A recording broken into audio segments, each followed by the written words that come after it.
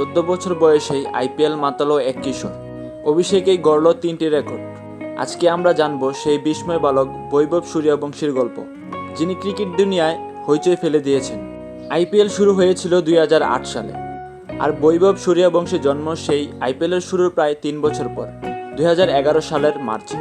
ভাবতে পারো, যে টুর্নামেন্ট শুরু হয়েছিল তার জন্মের আগে, সেই টুর্নামেন্টেই আজ নাম লিখিয়েছে এই কিশোর। 14 বছর বয়সী বিহারের এই বাঁহাতি ব্যাটসম্যান গতকাল আইপিএলে অভিষেক করলেন রাজস্থান রয়্যালসের হয়ে। জয়পুরের মানসিং স্টেডিয়ামে রাজস্থান রয়্যালসের প্রতিপক্ষ ছিল লখনৌ সুপার জায়ান্ট। লখনৌ প্রথম ব্যাট করে তুলেছেন 180 রান। টার্গেট তাড়া নেমে রাজস্থান হেরে যায় মাত্র 2 রানে।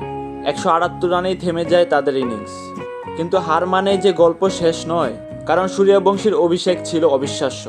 মাত্র 20 বলে 34 রান। এই রানেই ছিল 2টি 4 আর 3টে বিশাল ছক্কা। মাত্র 14 বছর 23 দিন বয়সে আইপিএল খেলে সূর্যবংশী ভেঙে দিয়েছেন আগের রেকর্ড। 2019 সালে প্রয়াস রয় বর্মন নামেন 16 বছর বয়সে।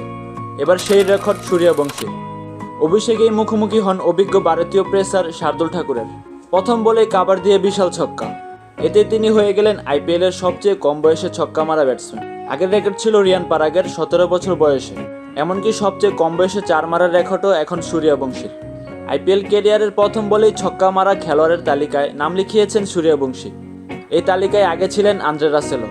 হয়তো ইনিংসটা লম্বা হয়নি, কিন্তু 14 বছর বয়সে ইতিহাস গড়ে ফেলেছেন সূর্যবংশী। এই শুরু, ভবিষ্যতে হয়তো এই নামটাই শোনা যাবে ভারতের জার্সিতেও।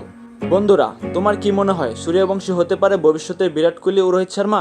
কমেন্টে জানাও তোমার মতামত। ভিডিওটি ভালো লাগলে একটা লাইক দিও, চ্যানেলটি সাবস্ক্রাইব করো আর শেয়ার করো তোমার ক্রিকেট প্রেমী বন্ধুর সঙ্গে।